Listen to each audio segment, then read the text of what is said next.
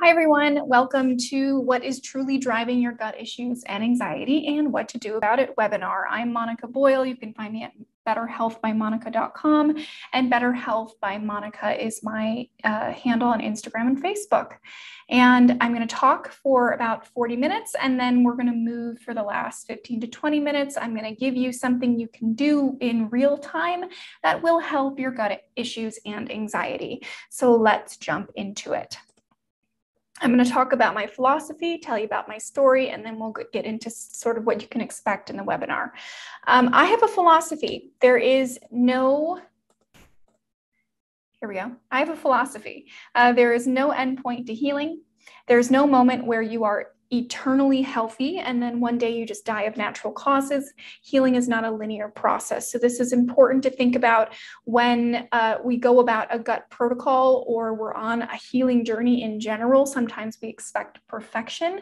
Sometimes when we are introduced to restrictive dieting, we get really stressed out about being perfect. Sometimes we feel really good and then we end up feeling not so good for a little while. This is a part of healing. Our body has to adapt. Our body is always going through changes.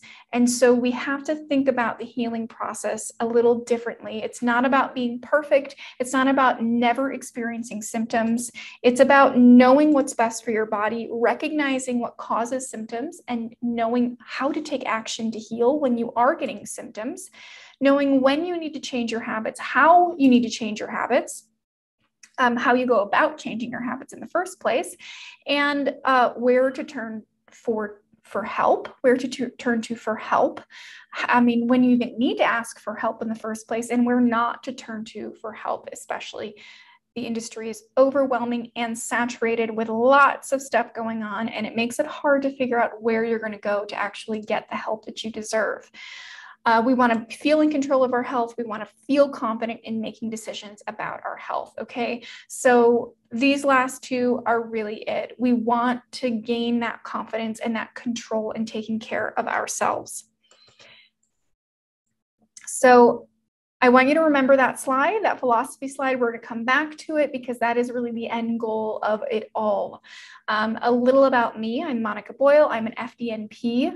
I got my certification as a health coach through Functional Diagnostic Nutrition. They're great. They are highly respectable organization, and the people that come out of there, the practitioners that come out of there, are so genuine and smart. And I can't speak highly enough about them. So I do recommend you check out their website at functionaldiagnosticnutrition.com, and you can find out more about them. But my website is betterhealthbymonica.com, and that's also my handle for Instagram, Facebook, and social media. And I help mindful people struggling with anxiety and gut issues find their food freedom and digestive and stress relief so they feel relaxed and in control of their health. So as I speak very fast because I want to get through this, I'm always reminding myself to relax, and I'm always reminding others to relax, and not just saying relax. I'm actually going to show you how you can relax on multiple spectrums, on the actual movement, physical place, and then on certain lifestyle habits that you can adopt to get yourself to relax and achieve food freedom. Because this is where my story lies. I spent a lifetime a lifetime meaning as old as I am now, with gut dysfunction. I had severe IBS and SIBO. I was always sick after meals, running to the bathroom. My symptoms were inconsistent. They were always unpredictable as well. They kind of became my identity. Sometimes I would pretty much just, "Hi, I'm Monica. I have stomach problems," and I would joke about it. I would be open about it, and it just kind of became my identity, which I didn't want, right? It was the only way I knew how to deal with this. At 23, I ended up getting a SIBO diagnosis. If you don't know what SIBO is, I'm going to talk about it later. I saw multiple doctors, but finally the GI doctor I saw at 23 gave me a breath test. She gave me that diagnosis. She gave me antibiotics.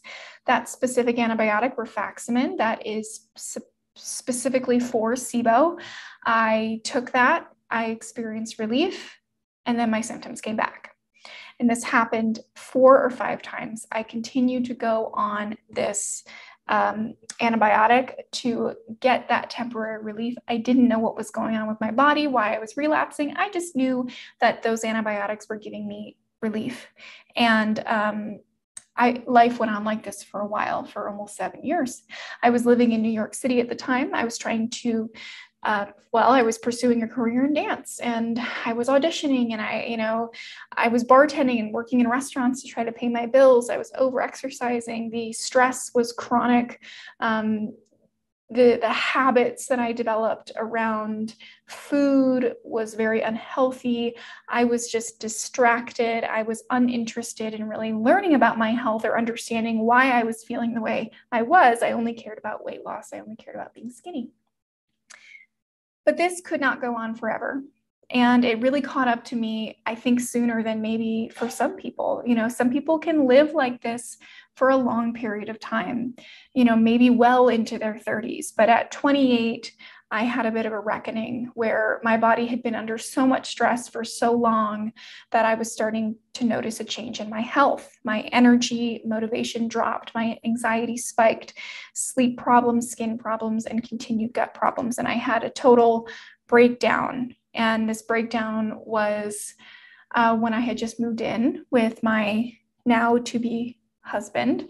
And, we were moving into the next phase of our life. And I was experiencing really embarrassing symptoms at night. And when I was trying to fall asleep, my symptoms were much worse from like 5 p.m. on. And I just had this horrible dysfunction, and it was embarrassing. And I just kind of had a meltdown one night over a fart. And I was like, this can't happen. I can't be going into the next phase of my life with all of these digestive issues. And this is a picture of me when I was probably 23 years old. And you can tell here I'm quite malnourished. I might look fit, I might look like I'm healthy, but I'm wearing a lot of makeup here because this is a photo shoot. I have bags under my eyes. I'm extremely sick, probably in this picture. I probably have a stomach ache, and I'm very underweight. And so, I needed to have a bit of a wake-up call, and I started to educate myself about the gut. I didn't really understand what the gut was. I thought that it was my stomach. I didn't know the difference between the two. And I learned about the microbiome. I started listening to certain podcasts, and I started to become aware of the importance of the microbiome, how it impacts almost everything about our health. And it completely changed my life. It was like finding God. And I went around and asked everybody, have you heard about the microbiome? If you ask my coworkers at the time, they will, they'll vouch for me on this. But they didn't know. They didn't know what the microbiome was. And so I decided that it was my duty to really spread the word of the microbiome like the gospel. And I pursued a career as a health coach while I was trying to heal myself. So I got a certification, functional diagnostic nutrition, and I completed the SIBO mastery course from Dr. Nirmala Jacoby. And here we are, 2 years later. No SIBO symptoms, no IBS symptoms. Of course, I'm still healing. I'm always going to be healing, going back to my philosophy, but I don't experience those symptoms. I have so much more energy and less anxiety, better skin. And so to see where I've come in a relatively short amount of time is, it's pretty great, right? And here's a picture of me. I'm, probably 20 pounds heavier, but I'm healthy, I'm nourished, I'm happy. And I want to talk about what I did. I want to talk about what was truly driving my symptoms and how that relates to everybody in this gut health and anxiety community. We're going to go through gut and anxiety connection, types and symptoms of gut dysfunction, causes of SIBO, common treatments and protocols. And then we're going to get into the 3 things that are missing in these gut protocols and the 3 things that really made the difference in my health overall. You're going to get a copy of these slides, and you're going to get a copy of this recording, and I'm going to email you the holistic health questionnaire that will help you evaluate your life and determine how much stress you're under. And then I'm going to make sure you know about all the resources that I have available that are coming out. So first, let's talk about anxiety and how it relates to gut health. Basically, it's through the nervous system, okay? To put it simply, we've got this incredible cranial nerve, the vagus nerve, that connects the brain to the intestines. It's a 2-way highway. And so if you have gut issues, you probably have mood disorders or mood issues. If you have mood issues, you probably have some sort of gut issues. They're not totally dependent on each other. And if you have anxiety, it doesn't always mean you have gut issues, but the 2 are very closely connected. We make neurotransmitters. Our gut makes neurotransmitters. Like GABA, serotonin, and dopamine, which are our happy hormones. You know, that's what makes us feel relaxed and happy. Those are made in the gut, and they have to travel up that vagus nerve to get to the brain. And so if we have an autonomic nervous system imbalance, then we may have a mood disorder, anxiety, depression, bipolar, and potentially down the road, neurodegenerative diseases. So there's a strong connection between anxiety and gut and mood disorders, and it's really connected through the nervous system, to put it simply. It's more complex than that, but I think the biggest thing to get out of it is this importance of the nervous system. Let's do a little brief overview of the types, causes, treatments, and the protocols, or the people of this gut health world. We've got SIBO, small intestinal bacterial overgrowth, which is when bacteria is in the small intestine, and it really shouldn't be. It's very common. This is something that I think a lot of people have, even if they don't know it. It's just a phenomenon, not a phenomenon, but it's just something that happens when we have gut dysfunction. And again, it's very common. And we have IBS as well, irritable bowel syndrome. This is when the bowel's irritated. It's a catch-all. It doesn't really tell us much, doesn't really give us much information. It's kind of like back in the day, not too long ago, actually, when you would get a colonoscopy or you would get a test and they said everything is normal. You just have an irritated bowel. Well, duh. So if you have SIBO or any of these other conditions, you have IBS. There's fungal overgrowth, there's large intestinal overgrowth, large intestinal fungal overgrowth potentially. There's inflammatory bowel disease, autoimmune conditions like Crohn's and celiacs. And so regardless of whatever acronym you associate with, it's gut dysfunction. Truly, whatever you associate with, it's just you're having an issue with the gut. And this is an important concept to understand because we value diagnoses so much. We think, oh, I have a diagnosis, that means I have a solution, which can be the case sometimes. But then when that solution doesn't work, then we're still left with thinking about only the diagnosis and the acronym, right? And I see a lot of people who get really frustrated on like Facebook groups or even in person, or they'll message me and they'll say, did this help your SIBO? Or what's the best probiotic for your SIBO? Or I'm doing everything I can for my SIBO. And when we talk like that, and when we think about these things like that, it's like we're creating this isolated event inside of our body that's happening to us that we have to address, we have to attack, because it's causing all of these problems. It makes us think that it's this isolated event internally, right?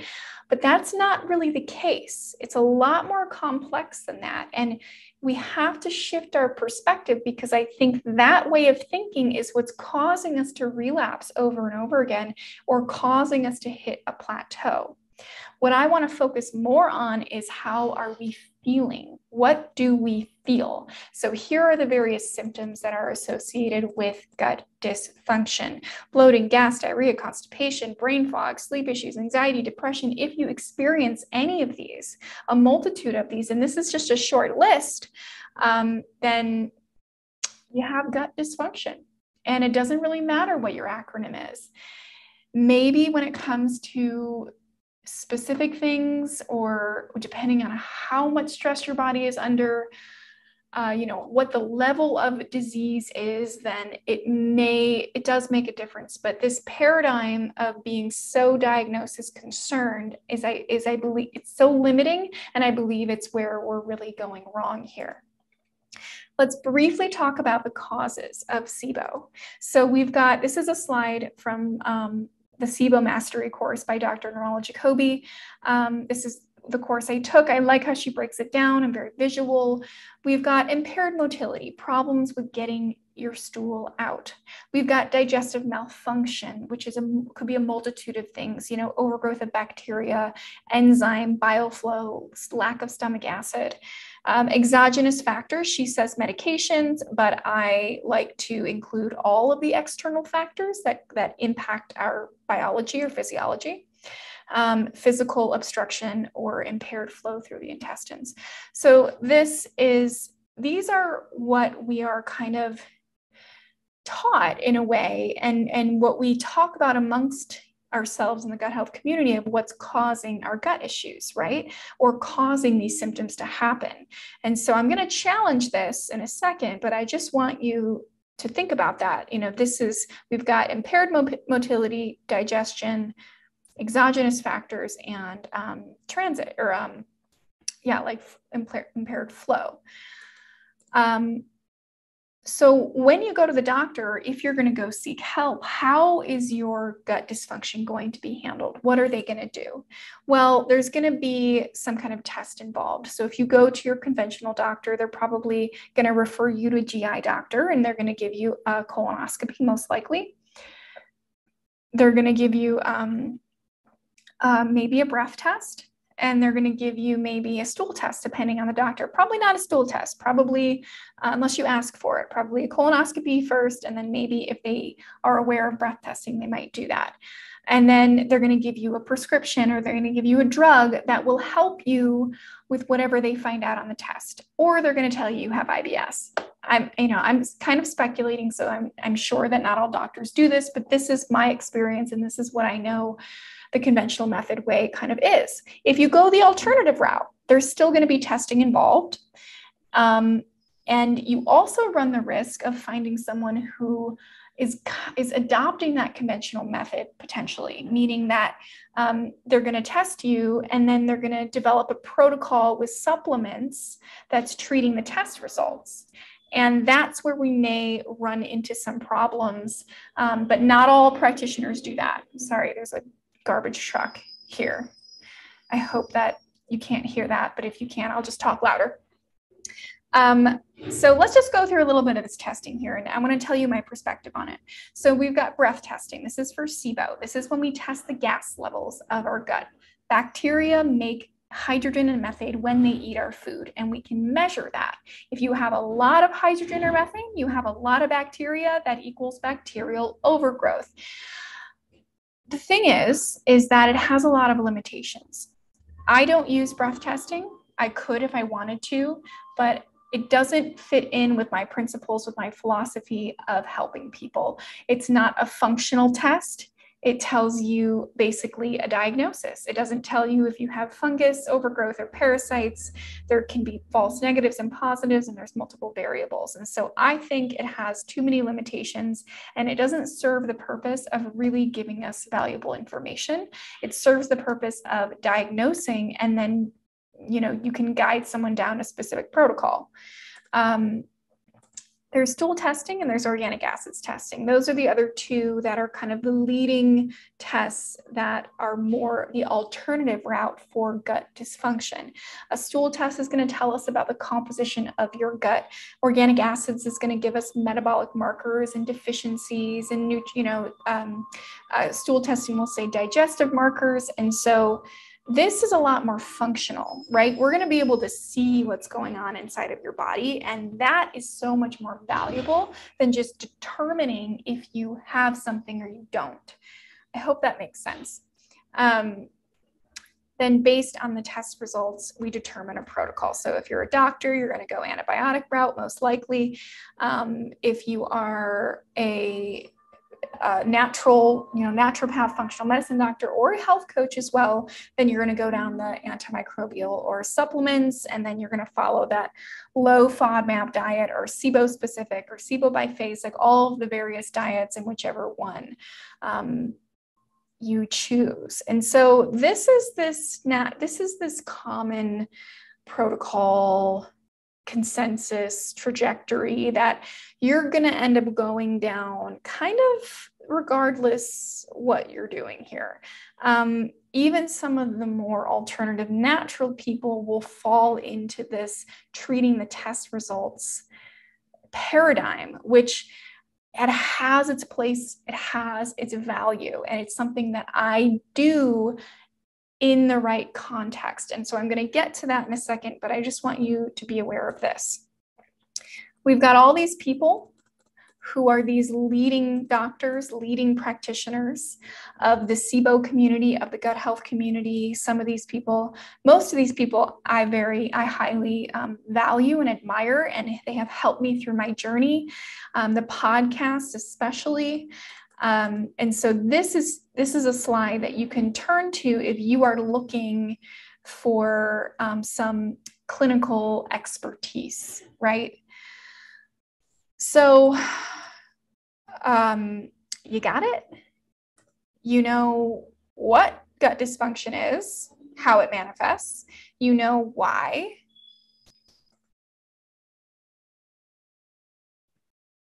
All right. I hope that truck goes away. You know what gut dysfunction is. You know how it manifests. You know why. You know the causes of why you may be feeling this way. You understand the protocols of what you're going to get, essentially. And you know who. You have the doctors and the people that you can turn to if you're going to go down this kind of self-treating route.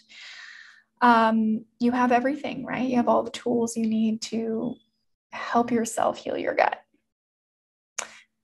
Well, I'm going to do this. I'm going to do a big X because I think we need to stop. I think we need to take a step back.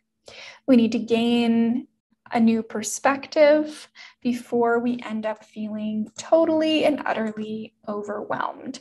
This is how most of the people in the gut health community, even the practitioners sometimes, feel, because a lot of the information out there is very overwhelming. It can be very contradicting because each of these people, especially like these top four, they follow similar methods, but they have different diets, they have different variations, they have different philosophies, and the way that the protocol will go about is a little bit different.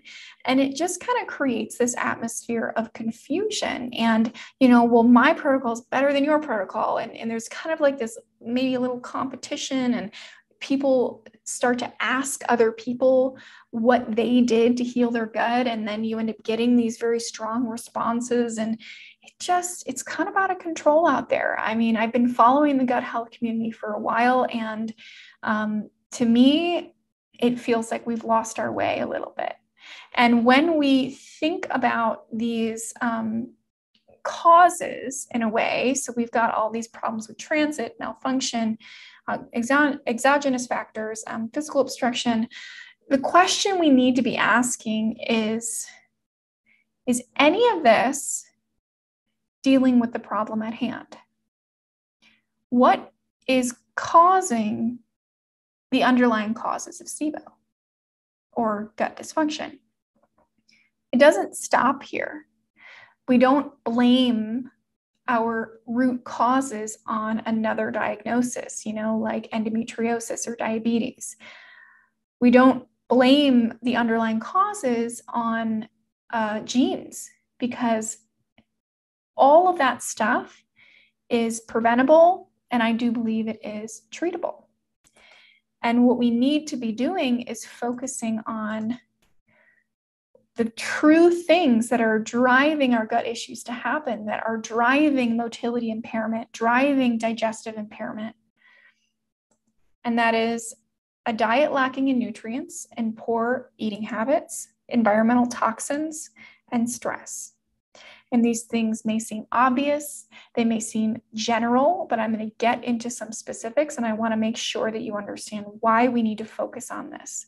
If we focus most of our attention on training our palate, nutrition, training our consumer habits, toxins, training our nervous system, stress, then we have a better chance of achieving my philosophy, which is knowing what's best for your body, being aware, recognizing when you're off and how to get yourself back on track, how to feel in control of your health, feel confident in making those decisions about your health.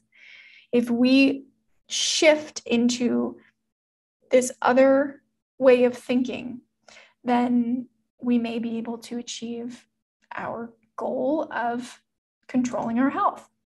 The bottom line here is that restrictive diets and supplement protocols or drugs can be very helpful in offering relief and even potentially helping the body heal. But without considering nutrition and toxins and stress reduction, those interventions are only going to get us so far. We need to start with nutrition, toxin removal, and nervous system retraining rather than consider it a last resort. And the reason why I say this is because in some of my trainings, not FDN, in some of my specific SIBO trainings, the protocol is do the diet, the restrictive diet, do the supplements, and if they don't, and the testing, and if they don't get better, or if they relapse, then you can focus on all of these other things like environment and nervous system and true nutrition. But I think it needs to be flipped. We need to focus on this first because this is what's going to bring us long-term health. And this takes some time. And so we have to start now to build that foundation of healing, of health.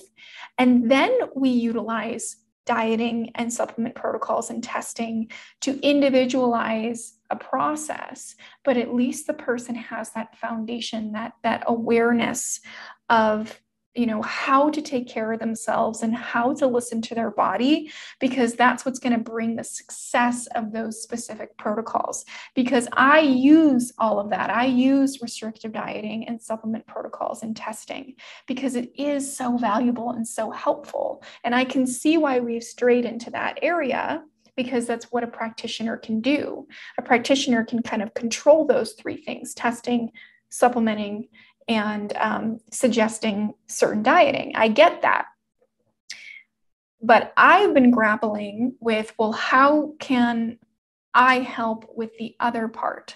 And how can I stress this and communicate this and facilitate certain interventions that are going to allow somebody to have better success when we go down this more individualized protocol? So we're going to go through this very quickly. Training our palate, and training essentially means building awareness, right? And we need to be eating and supplementing for nutrition. So it focuses on these 5 things. If our diet is lacking, then we can broadly supplement with what I call complementary supplementation. If you are not getting these nutrients from your diet, then supplementing with these specific supplements is kind of like it's covering all your bases. It's giving you that support so that you can be absorbing your nutrients better and allowing you to get to a point where you don't have to diet restrictively anymore because you're nourished. So you may look at this and you might say, well, this is super simple and stupid because it's like cook or make real food. Well, what am I eating? I'm eating real food. I get that. And you might think this is pretty self-explanatory. But from my experience, from what I used to know about nutrition, from my exposure to people in my life, I don't think we know about true nutrition. I don't think we understand how we can choose our food choices better because our only exposure has been this what we're taught in school briefly, or what the government tells us to follow, which is this my pyramid, which I don't even know what this is. I don't know what's going on in this picture. There's like, everything is about the same. It doesn't make any sense to me. And then I don't know what this is, but this was the old my pyramid that I was taught as a kid. And it's just so wrong in so many ways. And so we need to wipe the slate clean and start to educate ourselves about how we can make better food choices, how we can support our body for nutrition to really address gut dysfunction. Okay. So I wrote a book about this. It's called The Holistic Healing Guidebook for SIBO, IBS, and Gut Dysfunction. And what I really tried to do is lay this out in bullet point graphic format so that you know the guidelines and you know what you need to know about good nutrition, broad supplementation, and stress reduction. And I have this holistic healing questionnaire that I'm sending everybody, that you can kind of take this quiz or questionnaire, evaluate your life, and figure out the amount of stress that your body may be under. So that book will be available to you. I will send you an email with it, but it's going to break down those diet portions and talk about why. If you're somebody who likes to listen more, then I have a podcast that I am launching. I have an intro now, but I have a podcast that's coming out on Thursday, and it's going to get into some of the details about these topics. And I'm going to get into what you need to know again and try to make it simple and try to get to the point. The book goes into environmental toxins a little bit. Actually, it's quite extensive, but it goes into stress reduction essentially as well. But toxins are a true root cause of gut dysfunction. You can be following a supplement protocol, following a restrictive diet perfectly, but if your food has pesticides in it, if you're eating industrial meat, if you have all of this exposure to toxins, if your, EMFs are out of control, your electromagnetic fields, which is something that we all struggle with, then healing will be contradicted. And so what it is about, it's not about being perfect. It's about informing yourself and doing what you can. And so this book is going to inform you. It's going to give you the resources you need to know. And then you're going to do what you can to change your lifestyle so that it reduces those toxins down. Again, it's not about being perfect, because I try my best. I have some plastic in my life. I have some EMFs in my life, big time. And it's also knowing about it. And at some point, I'm going to get to an even better place where I'm reducing this on a higher level. Great. It goes into stress reduction, movement, nature, sleep, talking about why that's important. But stress reduction, this is another section. This is another thing that we're going to get into right now. I'm going to actually show you how you can reduce stress by training your nervous system. We have sympathetic and parasympathetic, fight or flight, rest and digest. I know there are a lot of other schools of thought here, and I'm with you on that. If you're more educated about 3 different branches of nervous system, I'm totally on board with that as well, but I'm trying to keep it simple here to let you know that our body can be in a stress response, or it can be in a more relaxed response where it's supporting the functions of our body. So autonomic nervous system training is an effective way to reduce all stress, emotional, biochemical, and physical. Our bodies cannot distinguish between emotional, biochemical, or physical stress, which means that if we get a text from our boss telling us something bad, that stresses us out, it's the same biological response that we're going to get from somebody who's at the door with a gun. And it's the same biological response that we're going to get when we're putting toxins into our body. There is a spectrum of intensity. I'm aware of that, but it's the same thing that's happening. Our blood flow to our brain is suppressed. Our digestion is suppressed. Immune system is suppressed. Over a period of time, it can be a total shutdown of essential functions of the body. And we live in a world where we are sympathetically driven. It is normal to be sympathetically driven. As I talk right now, I'm aware of how short attention spans everybody is. So I'm trying to get to my point, and what that's doing is creating a bit of a stress response. I'm aware of this. So what I need to do is take time out of my day to not be stressed, to be working the opposite part of the nervous system, the parasympathetic nervous system, to try to balance this out and try to ease that stress. Just like that, right? It's just part of who we are. It's part of our modern life. We can't change it. We can't change if we're stressed out all the time with our job. Sure, we can, actually. That's a lie. We can't. We can change our life, but that's a lot harder. That's another conversation. I want to give you tangible, real-time stuff that you can do today that is going to help you reduce that anxiety. And if you don't resonate with what I show you in a second, then you have all of these other options. So there's a lot of ways that we can train our nervous system. And depending on whichever one you resonate with, there are more on the spiritual, energy-driven side. There are more on the scientific, I guess you could say.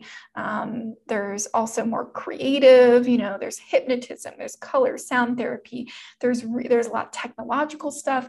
So there's a lot of options out there. And I just want you to know that you do have those options.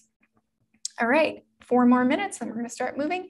So what I do is I've developed sessions called Move to Heal. And it's all about parasympathetic activation, and it's all about the correct vagal nerve activation, because that's what's going to train the body, and that's what's going to reset us in a way. So I focus on energetic connection, which is building body awareness and sensitizing the brain to the body, which is also going to help us when we need to change our habits. The first step in changing our habits is noticing them in the first place. This work is going to help you with that. It's going to build awareness, and it's also going to help you listen to your body, which is huge. And if you're going to go into any gut protocol, this is the foundation that you need to lay down before you even start. Vagal nerve exercises, activating toning. I follow Stanley Rosenberg, his Accessing the Healing Powers of the Vagus Nerve. And he's got a lot of great stuff in his book, but I follow similar stuff to him and also other people. Gut-centered exercises, I follow Ilchi Lee or Body and Brain Dawn Yoga. It's very gut-centered. We do a lot of manipulation with the intestines, like externally, circulating and increasing body temperature and flexibility. And then I also have a Pilates background. And that Pilates background, I don't necessarily think Pilates is good for everyone and good for a long period of time and good for advanced stuff. I mean, I used to absolutely love it, but I think it is responsible for inverting my breathing pattern and kind of feeding more into this sympathetic activation. That's something else I'll talk about at another time. But I love the principles of Pilates, and that's what I teach to try to strengthen the spine and increase mobility. And then we have lymphatic drainage, which is something we might do, and then dance and meditation, which is another thing that I might do in these private sessions alone. So today we're going to do 15 to 20 minutes. I'm going to give you a little taste of vagal nerve exercise, energetic connection, gut-centered exercises, and trying to tie it all together. But if you were to work with me one-on-one, then we would get more into what I think you need specifically. That's okay. So we've got all these different things going on. We've got a book that I'll make sure you have the link to. I'm taking $2 off for 2 days, $6.99. I've got a free podcast that you can check out on wherever you listen, Healing SIBO and Gut Dysfunction. Again, you'll have that link in an email, and I offer free consultations. So you can schedule a health coaching consultation, a movement consultation, depending on what you're more interested in. I do health coaching one-on-one, full investigative, comprehensive health protocols with these guidelines involved, with the Move to Heal sessions as well. And then I offer the Move to Heal sessions as a separate service where we just work one-on-one for an hour each week, depending on what you need. So thank you so much. We're right at the 40-minute mark, which is amazing that I got through all of this in 40 minutes. Please share this with anybody who you may who you think may benefit from this. And I'm going to send you this recording separately from the movement that we're about to do. So I'm going to get up and get on the floor, and so you can get yourself situated right now. Thank you so much for attending this, and thank you for watching.